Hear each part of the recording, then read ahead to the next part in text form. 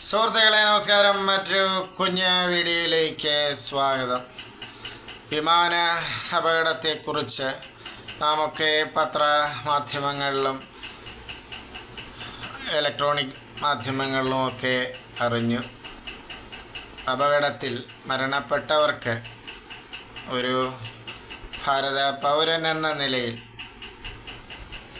ഒരു സഹജീവി എന്ന നിലയിൽ എൻ്റെ ആദരാഞ്ജലികൾ അർപ്പിച്ചുകൊള്ളുന്നു. മറ്റൊന്ന്, ഈ വീഡിയോയ്ക്ക് ചോദനയായൊരു വിഷയം, ഒരു ബിരുദൻ കേരളത്തൊരു ഡെപ്യൂട്ടി തഹസിൽദാരാണെന്ന് പറയുന്നു. ഇവൻ്റെ പേര് പവിത്രനാണ്. അപ്പോൾ ഈ നമ്മുടെ ഈ പവി അണ്ണൻ ഈ അപകടത്തിലൊരു മലയാളി യുവതി മരണപ്പെടുകയുണ്ടായി. അവരുടെ ജാതിയെ ഹൈലൈറ്റ് ചെയ്തുകൊണ്ട് ചില മോശം കമൻസ് ഫേസ്ബുക്കിൽ ഈ പവി ഇവനിടുകയുണ്ടായി. പ്രശ്നമായി.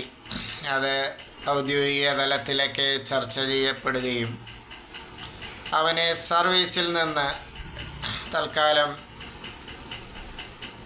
സസ്പെൻഡ് ചെയ്യുകയൊക്കെ ചെയ്തു. ഡിസ്മിസലായിരുന്നു ആവശ്യമെന്ന് കേരളീയർ ആവശ്യപ്പെടുകയാണ്. അപ്പോൾ ഇവിടെ ചിന്തിക്കേണ്ടത്, ഞാൻ ആ ജാതിയുടെ പേര് ഇവിടെ എടുത്ത് പറയുന്നില്ല, കാരണം നിങ്ങളൊക്കെ എന്നെപ്പോലെ മാധ്യമങ്ങൾ കാണുന്നതാണ്. അതുകൊണ്ട് മറ്റ് വളരെ വിശദാംശങ്ങളൊന്നും ഇവിടെ വിവരിക്കേണ്ട ആവശ്യമില്ല. അപ്പോൾ ഈ പുതിയ കാലഘട്ടത്തിലും ഈ പവിയെപ്പോലുള്ളവന്മാരുടെ മനസ്സിൽ ഈ ദുഷിച്ച ചിന്ത നിലനിൽക്കുന്നു എന്നുള്ളത് നമുക്കൊക്കെ വേദനാജനകമാണ്.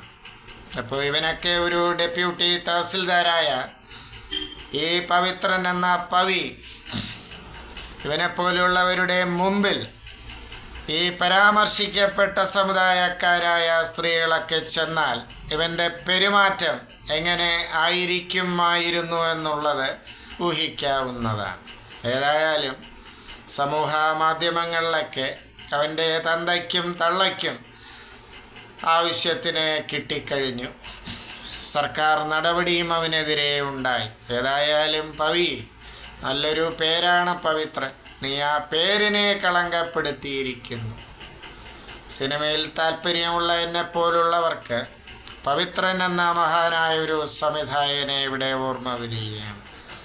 മഹാന്മാരുടെ പേര് ഈ മാതിരി ചെറ്റയ്ക്ക് ഇട്ടതിലെ അനൗചിത്യം ഇവിടെ അടിവരയിട്ട് പറയാൻ ഞാൻ ആഗ്രഹിക്കുകയാണ്. പ്രതികരിക്കുക സുഹൃത്തുക്കളെ. ഈ വീഡിയോയ്ക്കെങ്കിലും നിങ്ങൾ പ്രതികരിക്കുക, മൗനം വെടിയുക. നന്ദി, നമസ്കാരം.